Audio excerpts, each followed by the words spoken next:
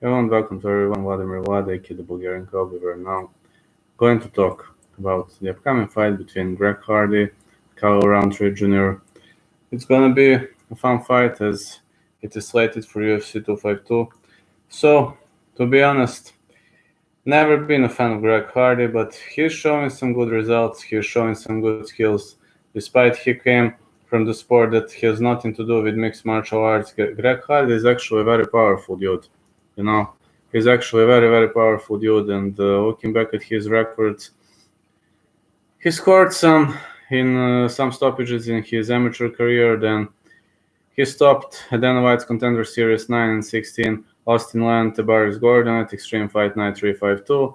He KO'd Rasheem Jones, then he lost to Alan Crowder via legal knee. He lost to Alexander Volkov via unanimous decision. No contest against Ben Sosoli, despite he won via unanimous decision due to this inhaler controversy. And then he was better than Dmitry Smolyakov, Juan Adams, and Jorgen De Castro, or Jorgen De Castro, however you pronounce him. And to be honest, it's gonna be fun, It's gonna be very fun because now he's squaring off against a superb, real knockout artist as Khalil Rountree. He has a victory over Gokhan Saki at his record, but there is a problem. I don't know how Khalil Rountree fights at heavyweight division. I don't know much about his heavyweight fights, but anyway, he scored some great results.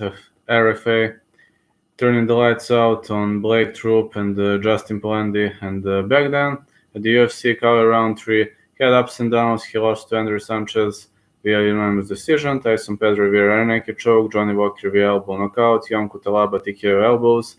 He outworked Eric Anderson, turned the lights out on Daniel Jolly, Paul Craig, and Gokhan Saki against Mikhail Alexichuk. The fight was overturned to no contest as Alexichuk was tested positive for clomifene. So right now, I can only say that this fight is gonna be fun.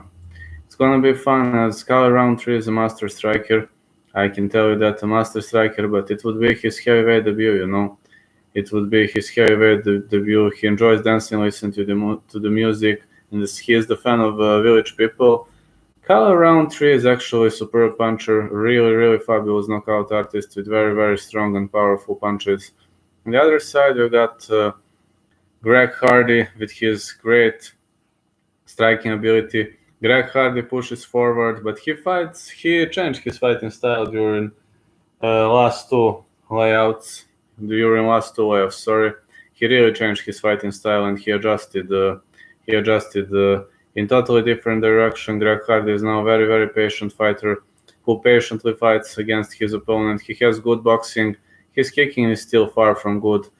Grappling is fair. Wrestling is okay. But he is a raw power, but he is powerful. Khalil Rountree on the other side, he is a pure Muay Thai fighter with a Muay Thai stance like this. He has better kicks, that's for sure. Better knees when it comes to punches. Khalil has more precise and technical punches, but Hardy hits hard, very hard too. If Hardy takes him on the ground, I don't know what will happen to Khalil Rountree because he is not the master of fighting on the ground, but I think he's better in the stand-up. I don't know, gonna be a tough fight for sure, but I give slight advantage to Khalil Rountree Jr. despite this is his debut at heavyweight division. Maybe he will be weaker than the rest of the roster. I don't know. Physically weaker, but I believe he can outwork Greg Hardy if he fights wisely. But we're gonna see. I think Khalil Rountree is actually a very wise fighter, especially after that victory over Eric Anders, and I give him a very slight advantage in this fight.